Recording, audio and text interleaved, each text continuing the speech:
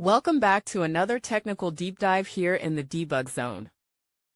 Today we're tackling a big question and breaking it down with insights from other users. Hopefully this clears up some misconceptions and helps you get the answer you need.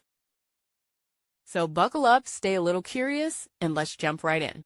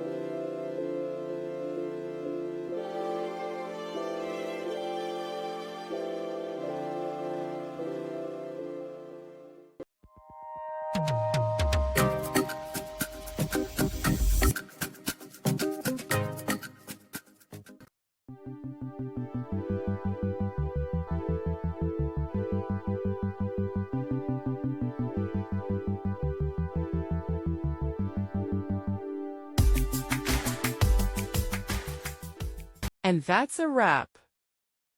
I hope you found the answer you were looking for. If you did, take a second to hit that subscribe button. It really helps out. And let me know in the comments which solution worked best for you. See you next time in the Debug Zone.